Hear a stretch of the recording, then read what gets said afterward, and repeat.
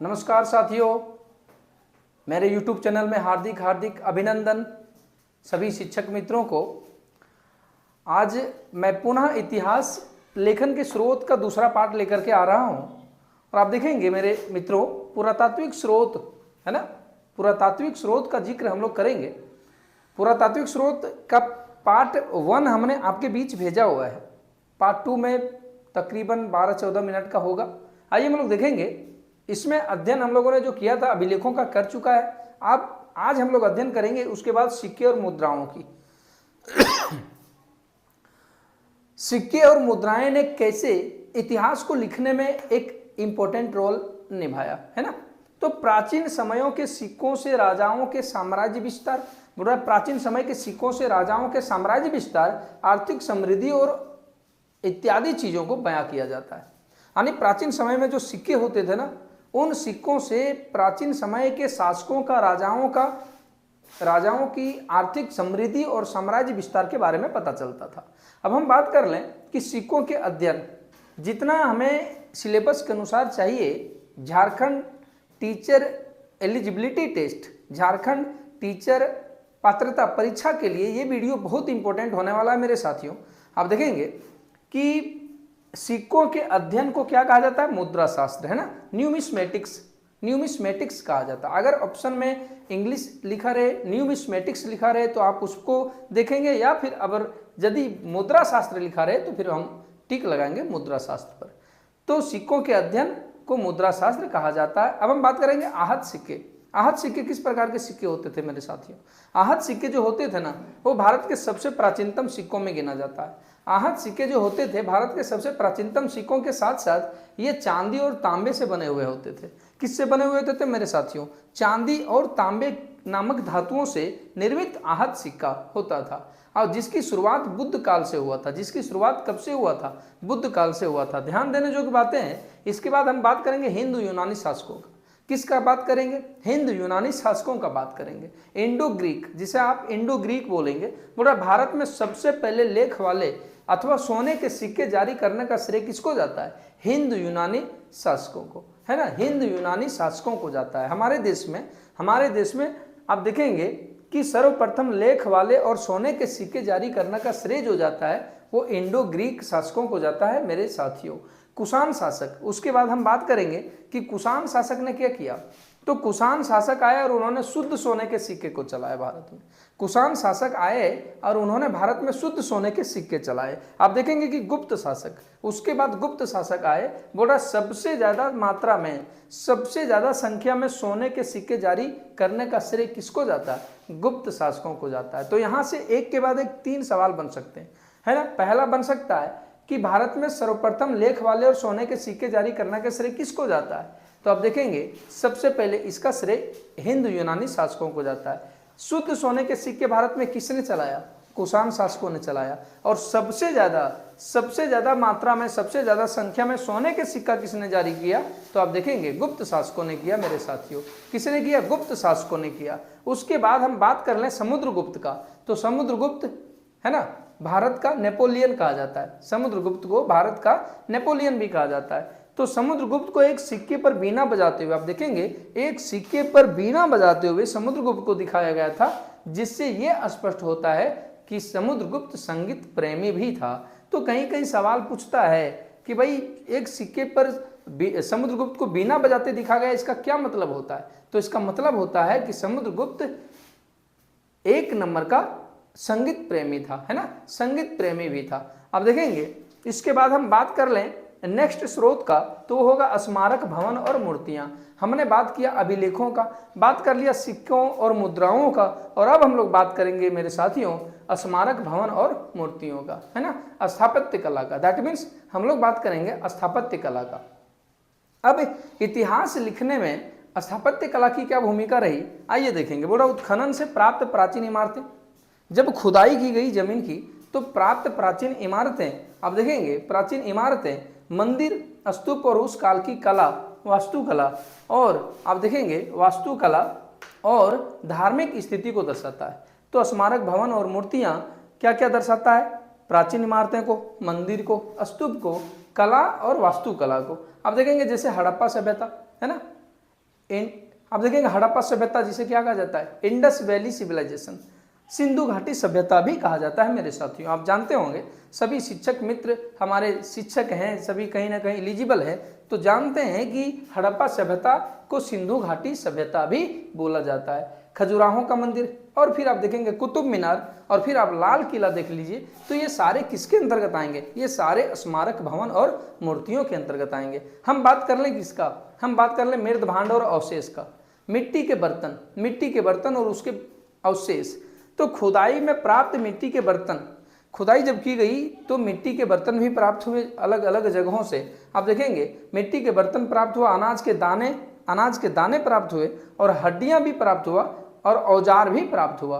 तो ये सारे इसी के अंतर्गत आते हैं, ये सारे जो हैं वो मृद भांड और अवशेष के अंतर्गत आते हैं। हम बात कर लें चित्रित धूसर मृद भांड का, एक और मिट्टी का बर्तन चित्रित धूसर मृद भांड। बोला यह मृद भांड मुख्य रूप से वैदिक काल से जुड़ा हुआ है। बोला चित्रित धूसर मृद भांड का जुड़ाव किस काल से है, तो मुख्य रूप से वैदिक काल से। वैदिक काल, संपूर्ण वैदिक काल को 4 काल खंडों में बांटा गया है, ऋग्वेद, सामवेद, यजुर्वेद और अथर्ववेद, पता होगा आप सभी को। हम बात कर लें काली पॉलिशदार मृद भांड का, काली पॉलिशदार मृद भांड का मेरे साथियों।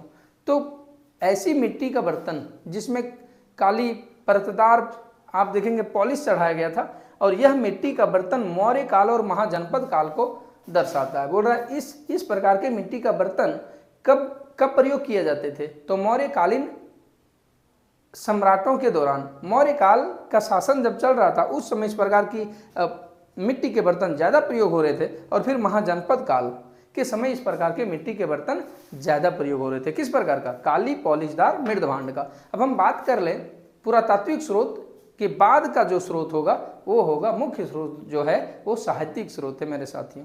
साहित्यिक स्रोत के अंतर्गत क्या क्या आएंगे, तो आप जानते हैं साहित्यिक स्रोत के अंतर्गत महाकाव्य, वेद, अन्य ग्रंथ, ये सारे आएंगे।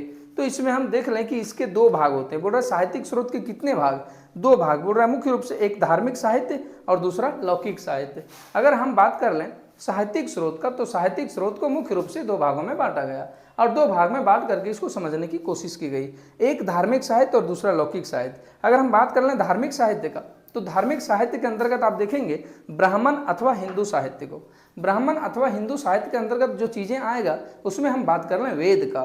किसका बात कर लें, वेद का बात कर लें। तो वेद भारत का सबसे प्राचीनतम धर्म ग्रंथ है मेरे साथियों, मेरे शिक्षक मित्रों। आप जानते हैं कि वेद भारत का सबसे प्राचीनतम धर्म ग्रंथ है, जिसकी संख्या 4, कितनी 4 है। ऋग्वेद, सामवेद, यजुर्वेद और अथर्ववेद, इन चारों का थोड़ा सा जिक्र हम लोग कर ले तो हम देखेंगे कि ऋग्वेद से पता चलता आर्यों के जीवन के बारे में, ऋग्वेद से आर्यों के जीवन की जानकारी प्राप्त होती है, और बाकी के वेद से उत्तर वैदिक कालीन समयों की जानकारी प्राप्त होती है। हम बात कर ले ऋग्वेद में कितने मंडल, तो ऋग्वेद में 10 मंडल मेरे साथियों।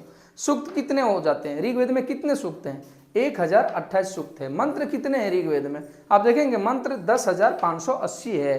बोल रहा है ऋग्वेद में गायत्री मंत्र का उल्लेख किया गया है। गायत्री मंत्र जो हम लोग गाते हैं, गायत्री मंत्र का जो उच्चारण किया जाता है वो किसमें है, तो गायत्री मंत्र का उल्लेख भी ऋग्वेद में प्राप्त होता है। आप देखेंगे अष्टोमा सदगम्य का विचार भी इसी वेद में मिलता है, अष्टोमा सदगम्य का विचार भी इसी वेद में प्राप्त मिलता है। अब देखेंगे उसके बाद हम बात करेंगे सामवेद का।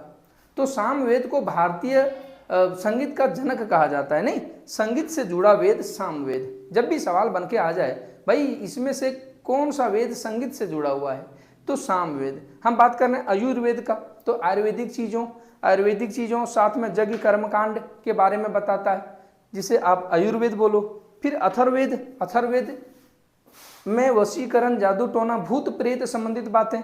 अथर्ववेद हमें किसी चीज़ की जानकारी देते हैं, तो आप देखोगे अथर्ववेद जादू टोना, वशीकरण, भूत प्रेत संबंधित चीज़ों को बताता है। और फिर आयुर्वेद का अगर हम बात कर लें तो आयुर्वेद जो है एकमात्र ऐसा वेद है मेरे साथियों जो गद्य और पद्य दोनों विधाओं में लिखा गया है, गद्य और पद्य दोनों विधाओं में लिखा गया है। अब देखेंगे, अब हम बात कर लें पुराण का। किसका बात कर लें, पुराण का बात कर लें मेरे साथियों, है ना, पुराण का बात कर लें मेरे साथियों।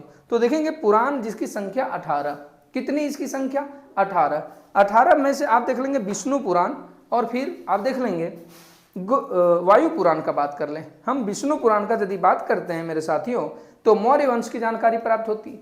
बोल रहा है मौर्य वंश की जानकारी किस पुराण से प्राप्त होती है? विष्णु पुराण से।